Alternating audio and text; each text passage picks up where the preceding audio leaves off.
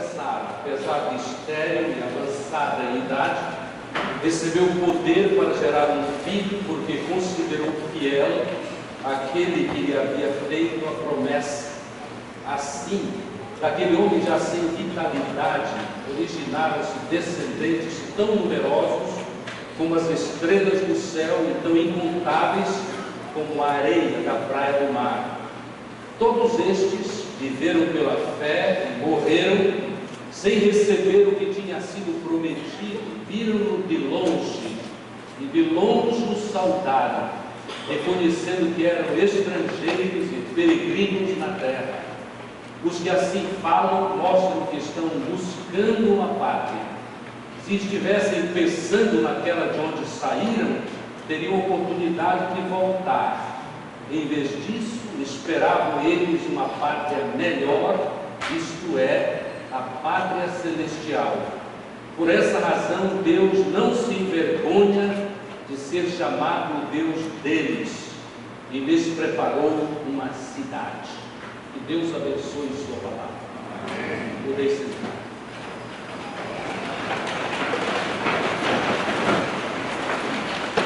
A maioria dos fiéis que gostam da palavra de Deus sabe que há capítulos bem específicos do Novo Testamento a respeito de determinados temas. Não deve ser novidade para a maioria dos irmãos e amigos que 1 Coríntios 13 é o capítulo do amor. E nem deve ser novidade que Hebreus 11 é o capítulo da fé.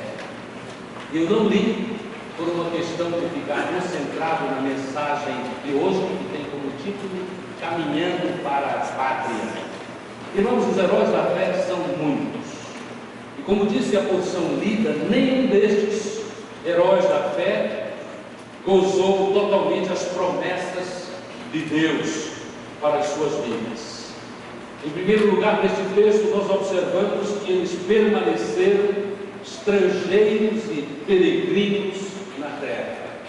E estrangeiros e peregrinos passam por grandes desafios, porque estrangeiros e peregrinos muitas vezes encontram no seu caminho suspeitas, desconfianças, ódio, até ódio. No Egito e na Babilônia, o povo de Deus experimentou esta situação, e na verdade eles eram tolerados. Mas a experiência de ser estrangeiro e peregrinos, irmãos, é uma experiência parcial, incompleta, passageira. E é bom que nós nos certifiquemos bem desta verdade, porque como estes heróis da fé foram estrangeiros e peregrinos na terra, nós também o somos. E a vida é melhor, a vida é mais sábia, a nossa experiência é mais sábia quando nós reconhecemos esta verdade. Com certeza é muito mais fácil nós cantarmos como cantamos com grande entusiasmo, como sempre o fazemos, quando cantamos Maravilhosa Graça. E entoamos com grande alegria uma realidade que talvez alguns aqui não tenham analisado muito bem, e por isso mesmo cantaram com tanto entusiasmo. Porque muitos de nós temos pavor da morte, pavor da passagem desta pátria terrena, mas nós cantamos com entusiasmo: maravilhosa graça traz vida perenal, por Cristo perdoado vou à mansão real. E na outra estrofe nós cantamos no final: sendo por Cristo salvo, faço do céu meu alvo pela maravilhosa graça de Jesus. Isto é a absoluta verdade, mas há pessoas que se dizem crentes e têm pavor desta futura experiência. Eu sei disso. Certa feita, pregando sobre a morte, porque a morte é uma realidade para os que estão vivos, poderá ser, a não ser que Cristo volte e sejamos arrebatados, como está prometido nas Escrituras. E o irmão, ao sair, disse: pastor, se eu soubesse que o senhor pregaria sobre a morte, eu não teria vindo. Eu chamei a morte pelo vocábulo grego, que é thanatos. E tanatologia é o estudo do nosso tempo, da nossa sociedade. Há especialistas que têm abençoado a nossa civilização estudando a morte. Inclusive há uma famosíssima médica e psiquiatra que escreveu A Morte e o Processo de Morrer, que eu li quando no seminário, e me abençoou muito a respeito do meu próprio fim, mas a respeito do fim daqueles cujo final tenho apreciado como pastor e tenho ajudado a experimentar este tempo da passagem desta vida para a pátria melhor. Amados, nós precisamos entender que nós não estamos aqui para ficar. Então somos, na verdade, estrangeiros e peregrinos nesta terra. E aqueles que não nos certificarmos desta verdade, podemos ser surpreendidos antes de bem preparados para a passagem para a pátria celestial. Desde sexta-feira, quando um grande acidente, o maior deles, o acidente automobilístico aqui na cidade de Manaus, tomou conta do nosso coração e das nossas mentes, eu tenho imaginado e tenho pensado assim, com certeza aqueles 16 que já foram, e alguns mais que, segundo os médicos, estão aguardando a passagem desta vida terrena, e Deus abençoe que ainda recuperem, mas já há indicações de que alguns mais virão. Irmãos, eles jamais imaginaram que a peregrinação deles estava para terminar nesta terra, mas foram ceifados. E é natural a pergunta espiritual: estavam eles preparados para caminhar rumo à pátria celestial? Amados, é sábio, é inteligente reconhecermos que aqui somos simplesmente estrangeiros e peregrinos, porque se entendermos assim, não reclamaremos tanto como às vezes fazemos, pelo fato de haver suspeitas sobre nós, de haver desconfianças e até ódio sobre nós. É frequente o testemunho no meu gabinete pastoral, nas minhas visitas, de pessoas que dizem e estão certas disso, que são perseguidas no seu trabalho, exclusivamente porque são do Senhor Jesus Cristo e não são desta parte.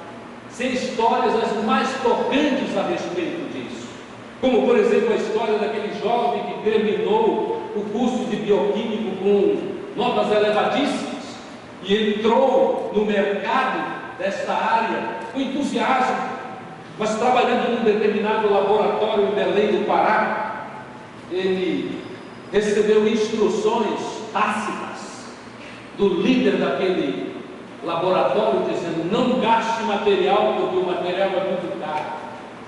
Todo mundo sabe que as doenças são as mais diversas, isto não vai matar ninguém.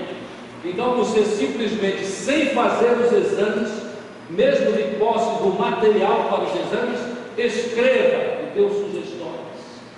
O jovem entrou em pânico, porque este jovem é peregrino e é estrangeiro nesta terra.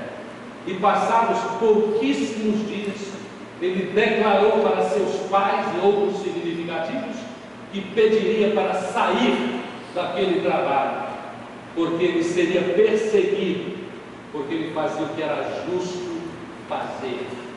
Irmãos, nós somos peregrinos e estrangeiros nesta terra. E é maravilhoso que nós não caiamos no erro daquele que a palavra de Deus chama de o rico tolo. O rico tolo, que encontramos em Lucas, no capítulo 12. No capítulo 12, o rico insensato. Vale a pena ler o texto sagrado? É possível que alguns dos irmãos sintam até um pouco de culpa porque pouco leem a Bíblia. Então vamos ler juntos, ou pelo menos sigam esta leitura. Jesus Cristo disse assim: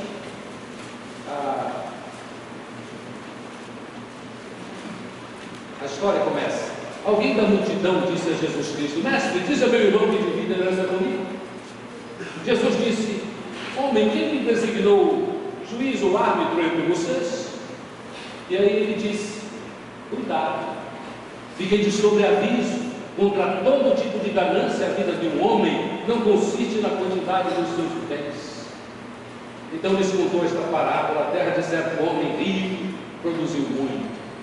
Ele pensou consigo mesmo: o que vou fazer? Não tenho onde armazenar minha colheita. Então disse: já sei o que vou fazer. Vou derrubar os meus celeiros, construir outros maiores, e ali guardarei toda a minha safra e todos os meus bens. E direi a mim mesmo: você tem grande quantidade de bens, armazenados para muitos anos. Descanse, coma, beba, alegre-se. Contudo, Deus lhe disse: insensato, esta mesma noite a sua vida lhe será exigida, então quem ficará com o que você preparou? Assim acontece com quem guarda para si riquezas, mas não é rico para com Deus. Irmãos, esta é uma advertência geral que cabe a tantos irmãos, na verdade, porque o ideal de muitos de nós está ainda ligado às coisas deste mundo, e nós precisamos ganhar dinheiro. É bom ter dinheiro para pagar as contas e para suprir as necessidades do reino de Deus, mas nós estamos aqui de passagem. Aliás, eu quero trazer o testemunho da mulher chamada Laura Santos, uma mulher rica e muito generosa nos Estados Unidos, que foi quem pagou os meus estudos por quase 7 anos em seminários e universidades daquele país do norte.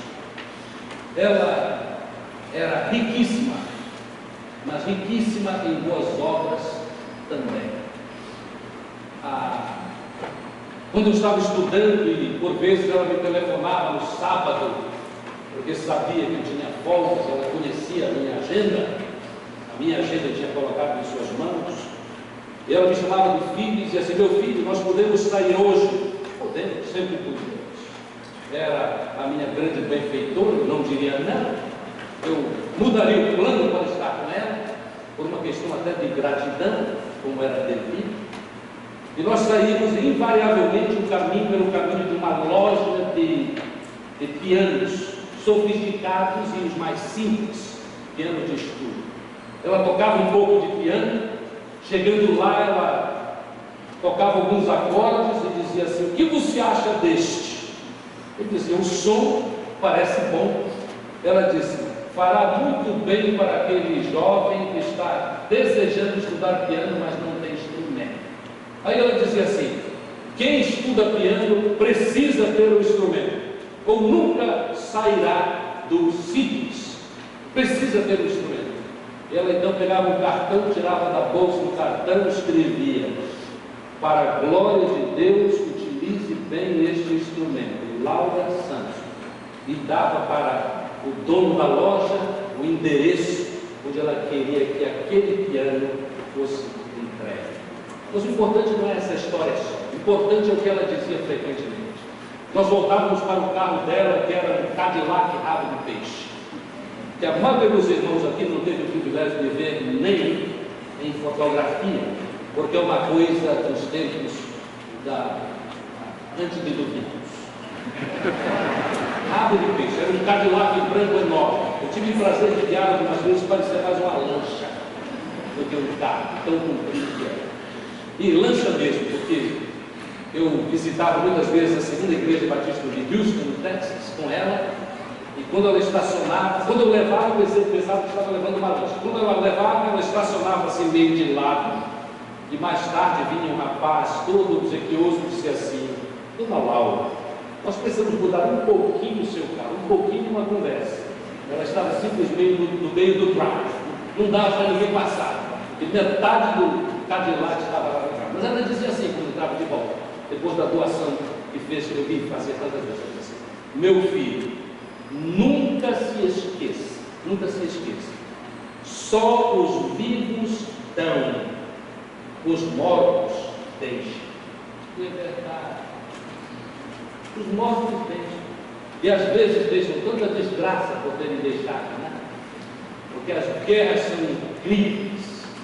Como pastor, já fui chamado muitas vezes para orientar, para que os melhores advogados profissionais justos e dignos resolvam problemas de famílias que jamais imaginaram passar pelo vexame de guerras campais, por causa das riquezas deixadas.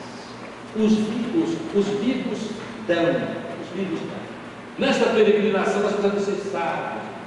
Não podemos, não devemos, nós conhecemos a verdade bíblica, a história de Jesus Cristo sobre o rico tolo, que imaginava que a peregrinação dele não teria fim, mas estava no fim. E ele conta esta história para nos alertar sobre esta realidade. Para mim, este texto reforça que o texto que eu li em Hebreus 11, a partir do verso 11 até o verso 16. Irmãos, nós somos estrangeiros e peregrinos. E o segundo e último ponto, nós estamos a caminho da pátria celestial. A caminho da pátria celestial. Os heróis da fé não perderam as esperanças, porque não haviam recebido tudo o que lhes havia sido prometido. Eles mantiveram a visão que Deus os havia dado. Eles não desistiram, como tantos têm desistido. Eles estavam contando que Deus abençoaria no tempo dele, e nós somos prova de que no tempo certo Jesus Cristo veio ao mundo. Aí sim, tudo foi completo na promessa de Deus. Eles olhavam para a salvação por fé, e nós por fé precisamos olhar, mas nós olhamos, somos privilegiados, porque conhecemos os fatos da experiência de Deus conosco, tendo Ele vindo ao mundo na pessoa do Senhor, todo homem, todo Deus, Jesus Cristo, para nos abençoar. Alguém já escreveu que eles, os heróis da fé, eles eram atraídos pelo além, pela bênção do futuro, e nós devemos ter lugar na nossa mente, no nosso coração, para esta mesma realidade.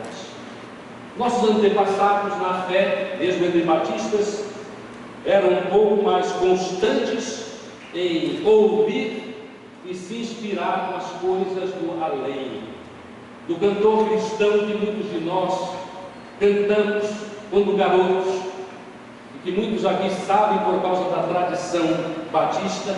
Nós cantávamos hinos como este aqui, 479. Os irmãos sabem provavelmente de cor. Se eu pedisse que pessoas aqui com mais de 50 anos e batistas a bom tempo cantassem, cantariam, ainda lembrando. Eu sei porque eu lembro destas realidades. Notem o que cantávamos: vou à pátria, eu peregrino a viver eternamente com Jesus, que me marcava feliz destino no dia quando por mim morreu na cruz. Eu vou à pátria, dor e pena, tristeza e morte nunca mais conseguirão ferir-me lá. É na nova pátria, pois Jesus Cristo será meu norte, e ao Deus bendito minha alma louvará. Nós louvamos aqui, mas continuaremos a louvar lá, na nova pátria. Terra santa, formosa e pura, salvo por Jesus, eu cantarei em ti. Felicidade, paz e doçura terei na glória. A quando irei daqui? Talvez alguns ouvindo isso pensem assim: eu espero que nunca. É verdade. Os que não têm segurança da sua salvação e vivem temerosos como se o medo resolvesse isso. Não é para ofendê-los, mas a mulher que eu conheci, que tinha mais medo da morte, eu posso ouvir a voz desta irmã, quando o assunto era a morte, era um anúncio de que alguém da PIB morreu. Eu a visitava, eu disse: pastor, é verdade que fulano morreu? Irmãos, ela mudava de voz, falava fininho, fininho, como diz o paraense, né? Fininho. Eu sou da gema. Então ela ficava nervosa, falava fino. Não me fale sobre morte, pastor. Eu não sei nem fazer o tipo de voz que ela fazia, mas era de pavor. Passei 6 anos em Brasília. Quando cheguei, ela já partiu para a pátria celestial. E deve ter sido difícil se ela soube com antecedência.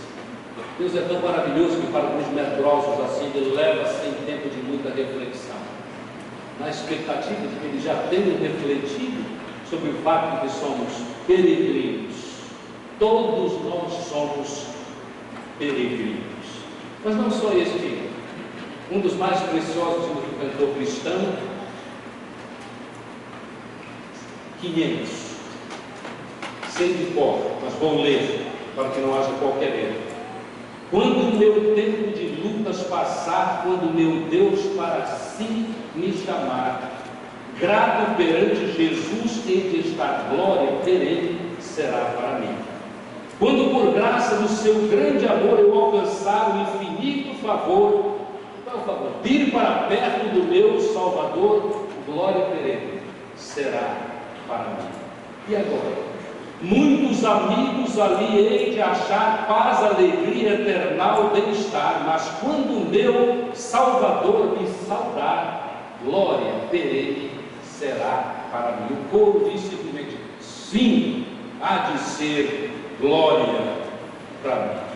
Amados, nós estamos caminhando para a pátria celestial, porque eles sabiam disso, os heróis da fé. Deus não se envergonhou de ser o Deus deles.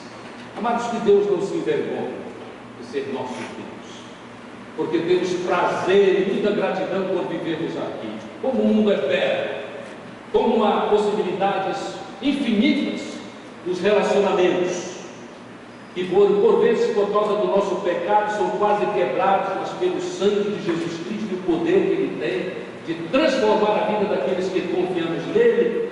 Os problemas, as dificuldades, os problemas de relacionamento podem ser emendados, não só isso, podem ser resolvidos, e nós podemos viver maravilhosamente neste mundo, mas ainda somos peregrinos. Amados, nós temos contemporâneos que têm profunda convicção a respeito desta realidade, e é possível que nenhum contemporâneo nosso não seja mais famoso do que o evangelista Billy Graham, que hoje tem 95 anos. Eu quero abençoar os irmãos, sugerindo a leitura, pelo menos para quem tem mais de 50 anos, e pelo jeito somos muitos. O nosso número tem crescido sobre a face da terra, não é? Os que chamam da melhor idade. Irmãos, leiam A Caminho de Casa, de Billy Graham, da editora Europa, porque vocês vão ler e vão meditar a respeito desta pátria celestial. Eu tenho certeza que não vão se regozijar tanto com a pátria celestial que vão tirar suas vidas.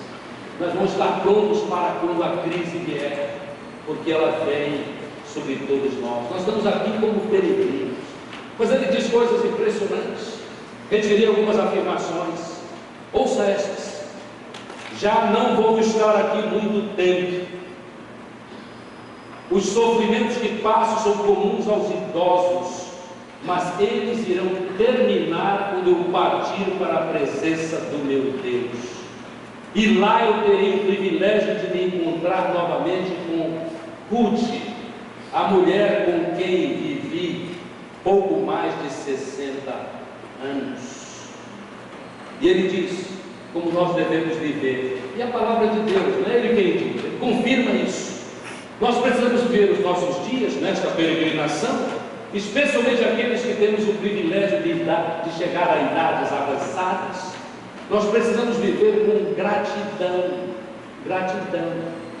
Na nossa gratidão, nós precisamos entender que é Deus que nos dá o privilégio de, às vezes, mesmo idosos, podermos ainda contribuir algo para a glória de Deus, como fez um personagem quase desconhecido do Velho Testamento chamado Barzilai, aquele senhor muito idoso que é tratado em 2 Samuel capítulo 17.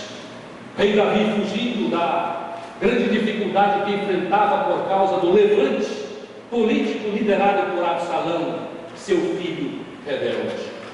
E o rei Davi está fugindo e chega a este lugar, e quando Barzilai, muito idoso, já cansado, reconhece isto, ele faz tudo para abençoar o rei.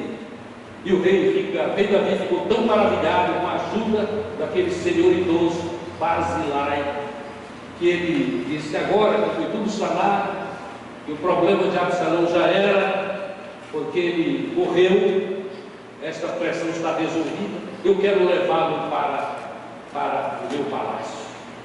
E Barzilai agradeceu o privilégio. E Barzilai disse que o privilégio dele era ser. Então, gratidão. Gratidão quando podemos chegar a uma idade avançada. Serviço. Mas graça. Graça. É triste quando uma pessoa que é abençoada por Deus com idade avançada perde a graça. Não é a graça de fazer graça para os outros. Deixa de ter aquelas qualidades que abençoam a comunidade, abençoam a família, abençoam os circunstantes. Foi um dos nossos queridos irmãos que ainda hoje de manhã passou em minhas mãos um escrito muito maravilhoso, que tem o seguinte título, e foi colocado na pastoral de uma igreja em São Paulo, uma de nossas igrejas. O título é interessante: Oração para não ficar rabugento quando envelhecer. Jovenzinhos, prestem atenção para isso. Eu vou colocar isso no boletim no próximo domingo, para facilitar. Mas o que é que a gente faz? Eu resolvi tirar algo aqui que eu acho impróprio com a minha experiência, mas eu leio quase que na íntegra. Ora, oração para não ficar rabugento e viver bem nesta curta peregrinação. Ó Senhor, Tu sabes melhor do que eu que estou envelhecendo a cada dia. Isto cabe até para quem tem 3 anos. Viu? Sendo assim, Senhor, livra-me da tolice de achar que devo dizer algo em toda e qualquer ocasião. Livra-me também, Senhor, deste desejo enorme que tenho de querer pôr em ordem a vida de todos os outros. Ensina-me a pensar nos outros e a ajudá-los, sem jamais me impor sobre eles, mesmo considerando com modéstia a sabedoria que acumulei e que penso ser uma lástima não passar adiante. Tu sabes, Senhor, que desejo preservar alguns amigos e uma boa relação com os filhos, e que só se preserva os amigos e os filhos quando não há intromissão na vida deles. Livra-me também, Senhor, da tolice de querer contar tudo com detalhes e minúcias e dar asas à minha imaginação para voar, em vez de dar asas à minha imaginação para voar diretamente ao ponto que interessa. Bem colocado, né? Não me permita falar mal de ninguém. Ensina-me a fazer silêncio sobre minhas dores e doenças. Elas estão aumentando e com isso a vontade de descrevê-las vai crescendo a cada ano que passa. Quando não ouso pedir o dom de ouvir com alegria a descrição das doenças alheias, seria pedir muito. Mas ensina-me, Senhor, a suportar, ouvi-las com paciência. Ensina-me a maravilhosa sabedoria de saber que posso estar errado em algumas ocasiões. Já descobri que pessoas que acertam sempre são maçantes e desagradáveis. Mas, sobretudo, Senhor, nesta prece de envelhecimento, peço, mantenha-me o mais amável possível. Um velho rabugento, Senhor, obra-prima do diabo. Poupe-me por misericórdia e proteja-me contra os mal intencionados. Esta oração, que é meio jocosa, diz tantas verdades, Termino contando para os irmãos, sem muitos detalhes, com algumas notícias que havia recebido sobre a vida futura. Ela me perguntou no meio da festa, era um momento difícil. Sugiro aos irmãos que fazem suas festas que não perturbem os seus amados com música ambiente no alto. Nunca disse isso, mas aproveito a ocasião para dizer. Há festas onde nós saímos doentes, porque não podemos falar com ninguém. Se a festa, como deve ser, é para a comunhão, não há problema de haver música ambiente, mas a música ambiente deve ser sensata, para que possa haver conversas, porque as conversas podem ser muito significativas. Afinal das contas, deste mundo tão agitado, nós precisamos tanto de conhecer melhor uns aos outros, inclusive na igreja. Fica esta sugestão.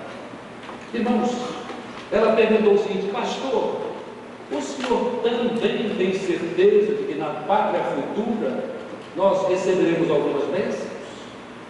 De início eu fiquei até triste por ouvir uma cristã que ficou agora bem incerta a respeito das maravilhosas realidades da vida futura, porque a palavra de Deus é tão clara a respeito disso. Eu, dentro de poucos dias, mais do que eu imaginava, porque naturalmente os trabalhos são constantes, escrevi para ela um e-mail com o seguinte: comunhão futura dos crentes. Comunhão. Nós estaremos com Jesus. João 14, versos 1 a 4. Ele foi preparar lugar para nós. Lá haverá comunhão dos salvos. Comunhão dos salvos. Lá nós conheceremos como somos conhecidos. 1 Coríntios 13, 12.